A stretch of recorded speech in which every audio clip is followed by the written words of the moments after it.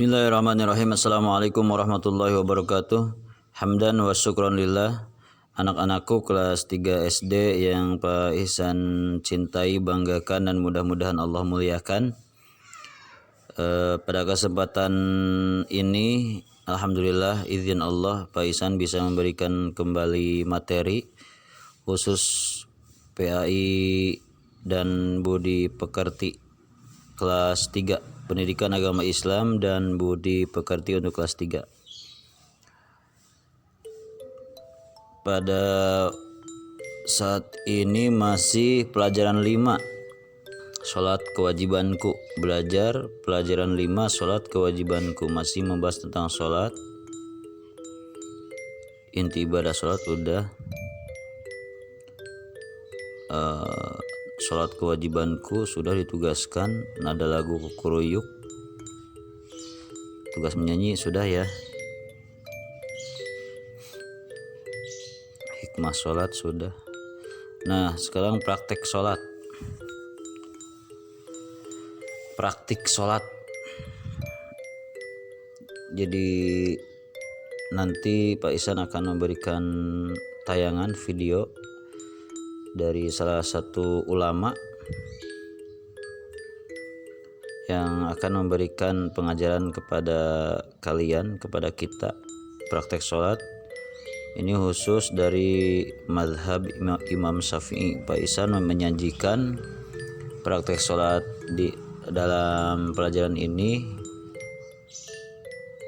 dari mazhab fikih, salah satu mazhab fikih yaitu Imam Syafi'i, dan merupakan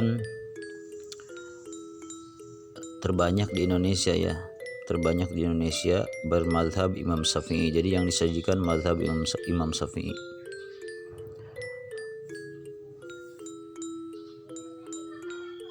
Di sini ada tulisan di bawah gambar.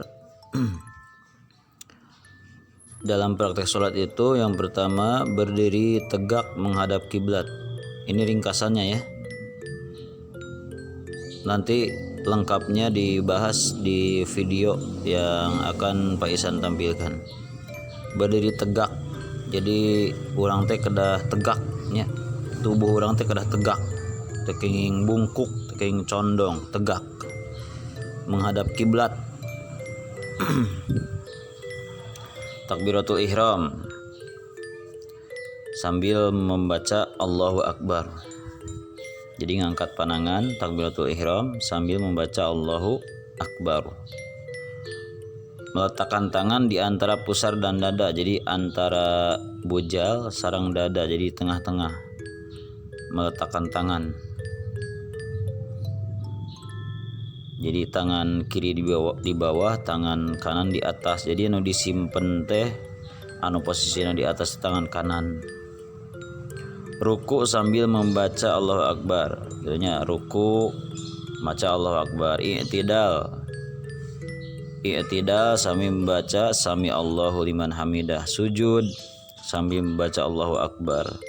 Duduk di antara dua sujud sambil membaca Allahu Akbar. Duduk tasyahud awal sambil membaca Allahu Akbar. Tasyahud akhir juga sambil membaca Allahu Akbar. Kemudian salam. Itu ringkasannya.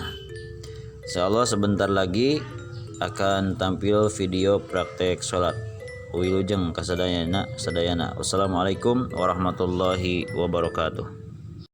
Takbiratul ihram mempunyai makna ketika seseorang mengangkat tangan ke atas sebagai simbol kalau kita melempar, membuang segala sesuatu yang ada di dalam hati dan minda kita daripada perkara-perkara keduniaan ke belakang. Sementara kita menghadap kepada Allah Subhanahu wa taala, kita angkat tangan, simbol membuang segala sesuatu selain fokus kita kepada Allah, dibuang ke belakang dengan mengucapkan takbiratul ihram. Cara mengangkat tangan saya sudah jelaskan, dan posisi tangan ketika berada di atas. Yang pertama, telapak tangan dalam keadaan terbuka menghadap kepada Al-Qiblah.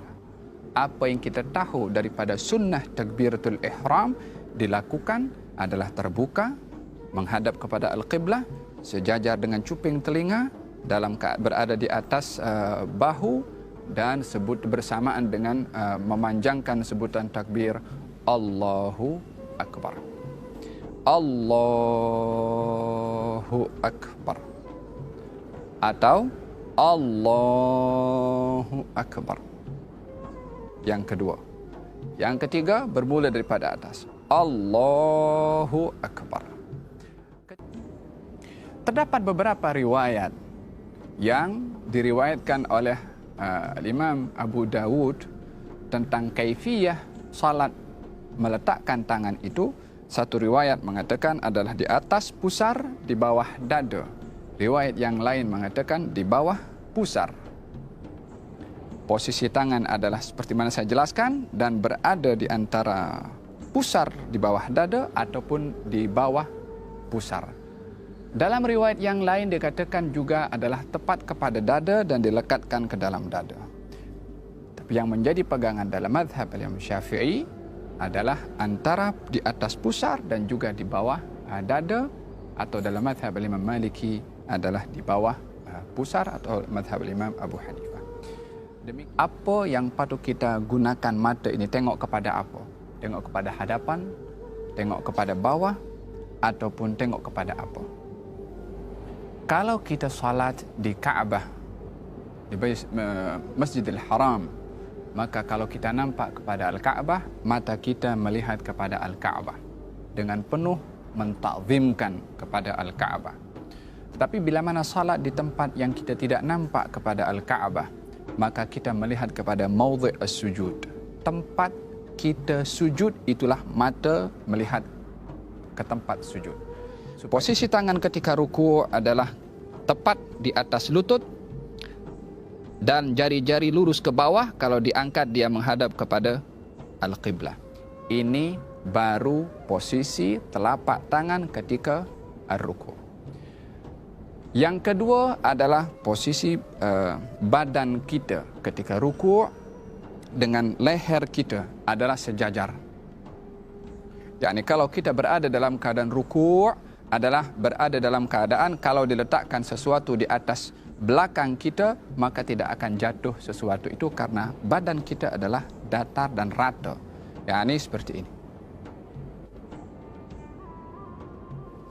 Posisi kaki ketika berdiri itu, baik dalam keadaan berdiri ataupun ruku', tidaklah terlalu lebar, tidaklah rapat seperti ini. Adalah merupakan perkara yang di luar sunnah kalau seseorang salat kakinya rapat seperti ini. Tidak pun juga terlalu terbuka. Hendaklah dia sederhana, yang agaknya kalau diukur dengan satu jengkal itu adalah sudah mencukupi seperti ini. Bangkit daripada ruku' dengan sebutan Sami Allahu liman hamidah, bersamaan juga sebutan Sami Allahu liman hamidah bersama dengan gerakan dan tangan sampai kepada atas Sami Allahu liman hamidah. Tangan disunahkan turun ke bawah. Posisi sujud seseorang bila mana sujud adalah jari-jari atau batin daripada jari-jari itu adalah menghadap kepada Al-Qiblah. Yakni karena kaki bukan berdiri seperti ini sahaja, tetapi ditekan sehingga jari-jari kaki itu menghadap kepada Al-Qiblah. Bila mana mampu keseluruhan jari-jari sampai kepada jari kelingking adalah afdal. Tapi kalau tidak, walaupun sudah satu jari, itu sudah memadai untuk mendapatkan sahnya as-sujud bila mana batin daripada jari-jari kaki ini adalah menyentuh kepada tanah. Yang tidak diperbolehkan adalah bila mana posisi kaki seperti ini. Yang menyentuh kepada tanah itu adalah kuku atau zahir daripada jari-jari. Tidak, tapi butunul asabi', batin atau bagian belakang daripada jari-jari kaki. Walaupun hanya sekedar ibu jari sudah memadai, tetapi afdalnya adalah seluruh jari-jari kaki itu adalah ditekan ke bawah sehingga seluruh jari-jari ini menghadap kepada Al-Qiblah, kanan dan juga kiri, lutut dan juga tangan. Posisi tangan bila mana sujud adalah berada di tanah menghadap kepada Al-Qiblah, sejajar dengan jatuhnya atau sejajar dengan bahu kita. yakni seperti ini dan juga seperti ini. Posisi tangan menghadap kepada Al-Qiblah. Kalau ada sesuatu yang jatuh daripada bahu kita, akan jatuh kepada tangan kita. Yakni bukan tangan itu melirik ke kanan ataupun berhadapan seperti ini. Tidak, tetapi menghadap kepada Al-Qiblah. Hukum hidung menyentuh kepada tanah adalah perkara yang sunnah dalam mazhab Imam Asy-Syafi'i. Ini posisi sujud. Jari-jari menghadap kiblat dan kaki berdiri seperti ini. Tangan menghadap kiblat, dahi menyentuh kepada tanah, tak boleh ada penghalang kepada dahi. Baik itu imamah, songkok, serban adalah tak boleh menjadi penghalang, kecuali serban itu diletakkan sebagai sejadah, maka adalah diperbolehkan. Dalam sujud tidak boleh. Sujud di atas sesuatu yang terangkat bersama dengan tubuh badan kita. Posisi yang berikutnya adalah duduk di antara dua sujud ataupun duduk tahiyat awal ataupun duduk tahiyat akhir. Duduk di dalam salat ada dua jenis duduk. Yang pertama adalah jalsatul iftirash, yakni posisi seperti ini. Yakni bahagian belakang kita duduk di atas telapak kaki bahagian kiri. Sementara kaki kanan dan jari-jarinya tetap menghadap kepada Al-Qiblah seperti ini. Duduk seperti ini disunnahkan pada tahiyat awal, pada duduk di antara dua sujud, dan juga duduk istirahat. Dalam 3 kaifiyah atau setiap duduk yang tidak ada salam setelahnya, maka disunnahkan duduk iftirash seperti ini. Apakah iftirash? Duduk di atas telapak kaki kiri sementara kaki kanan berdiri tegak. Adapun duduk yang kedua namanya duduk tawarruk, yaitu duduk pada saat seseorang setelah duduk itu akan salam. Maka posisinya berbeza. Kaki kiri masuk ke dalam. Dan kita duduk terus menyentuh kepada tanah, sementara posisi kaki kanan adalah tetap seperti ini, jari-jari menghadap kepada Al-Qiblah. Tidak seperti ini, ataupun tidak pun seperti ini. Duduk seperti ini juga tidak termasuk daripada yang disunnahkan di dalam as-salah, yang kalau seseorang duduk seperti ini bukanlah dikatakan salatnya itu terbatal, akan tetapi tidak melakukan sunnah di dalam as-salah. Dalam tahiyat akhir adalah duduk dalam keadaan jari kaki kanan menghadap kiblah, kaki kiri masuk dalam, dan juga bahagian belakang ini duduk menyentuh kepada tanah. Posisi tangan ketika berada dalam keadaan at-tahiyyat adalah baik tahiyat awal ataupun tahiyat akhir, jari-jari kiri berada pada bahagian lutut paha kiri dan jari-jari kanan berada dalam keadaan digenggamkan seperti ini, kecuali 2 jari, jari telunjuk dan juga jari atau ibu jari. Jari telunjuk dan juga ibu jari. Cara yang digalakkan atau disunnahkan dalam mazhab Imam Syafi'i adalah bila mana seseorang itu ingin mengangkat ataupun at-tahiyat, katalah tahiyat awal atau tahiyat akhir, posisi telapak tangan kiri berada tepat pada lutut, telapak tangan tepat juga berada pada lutut, 3 jari daripada tangan kanan digenggamkan, kecuali ibu jari dan juga jari telunjuk yang berada dalam posisi seperti ini. At-tahiyyatul mubarakatus salawatut tayyibatu lillah. Assalamu alayka ayyuhan nabiyyu wa rahmatullahi wa barakatuh. Assalamu alayna wa ala ibadillahis salihin. Ashhadu an la ilaha illallah. Bila mana sebut illallah, barulah tangan atau jari-jari telunjuk ini diangkat dan jari atau ibu jari berada di dalam 2 keadaan. Boleh seperti ini, yakni menyentuh kepada jari telunjuk di bawah, ataupun boleh seperti ini, yakni menyentuh kepada jari yang tengah. Posisi ibu jari boleh menyentuh jari tengah, atau posisi ibu jari boleh menyentuh kepada jari telunjuk. Ini posisi kepada ibu jari. Adapun jari telunjuk berada dalam keadaan diangkat, tidak terlalu diangkat seperti begini, ataupun tidak lurus tetapi menunduk ke bawah sedikit. Asyhadu an la ilaha illallah, atau begini atau begini. Dua kaifiyah ini adalah ada di dalam cara melakukan at-tahiyyat. Perlukah seseorang menggerakkan jari-jarinya ketika berada dalam keadaan tahiyat awal atau tahiyat akhir? Di dalam hadis ada dua riwayat. Disebutkan kalau baginda Rasulullah tidak menggerakkan, dan dalam riwayat yang lain diberitahukan kalau Rasulullah menggerakkan.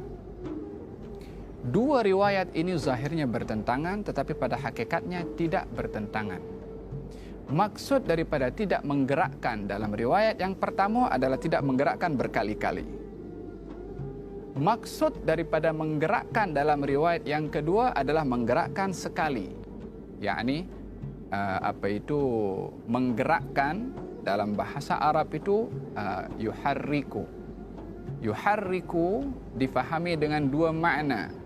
Makna yang pertama, menggerak-gerakkan. Kalau menggerak-gerakkan, ini yang dipakai oleh sebahagian pandangan yang mereka bila mana tahiyat menggerakkan berkali-kali. Disebabkan memahami hadis itu dengan fahaman menggerak-gerakkan, maknanya lebih daripada sekali. Yang memahami hadis itu menggerakkan sahaja, maknanya sekali sahaja, daripada atas daripada bawah ke atas. Asyhadu an la ilaha illallah, maknanya dia juga pun menggerakkan. Maka dalam hal ini, dalam mazhab Imam Syafi'i, yang menjadi pegangan adalah menggerakkan sekali sahaja, juga sesuai dengan hadis Nabi Muhammad sallallahu alaihi wasallam. Bila mana selesai daripada at-tahiyyat, fil alamin innaka hamidum majid, disunahkan seseorang tidak terus salam, tapi membagi ruang sedikit. Fil alamin innaka hamidum majid. Bila mana nak mengucap assalam, assalamualaikum warahmatullah. Yani setelah sebutan kum baru menoleh ke kanan, dan setelah sebutan kum baru menoleh ke kiri. Tapi tidak bersamaan dengan sebutan assalamualaikum, adalah tidak menepati kepada sunnah. Dan juga tidak perlu kita menggerakkan kepala berkali-kali. Assalamualaikum warahmatullah. Assalamualaikum warahmatullah. Gerakan ini bila mana 3 kali berturut-turut akan menyebabkan batalnya salat seseorang, karena perkara membatalkan salat adalah bergerak 3 kali berturut-turut. Jadi cara salam yang benar, assalamualaikum warahmatullah. Kembali kepada kiblat balik, assalamualaikum warahmatullah. Tidak pun daripada kanan terus menoleh ke kiri. Assalamualaikum warahmatullah. Kembali kepada kiblat, assalamualaikum warahmatullah. Hati-hati daripada dada bergerak ke kanan atau dada bergerak ke kiri, yang boleh menyebabkan, mungkin kalau bergerak sebelum salam itu sempurna, akan menyebabkan batalnya salat tersebut. Kalau seseorang menyebutkan assalamualaikum, batal salat seseorang disebabkan berpaling daripada kiblat sebelum dia keluar daripada as-salat. Semoga Allah Subhanahu wa taala jadikan solat kita solat yang sempurna dan tergolong orang-orang yang mendirikan as-salah. Wallahu taala a'lam.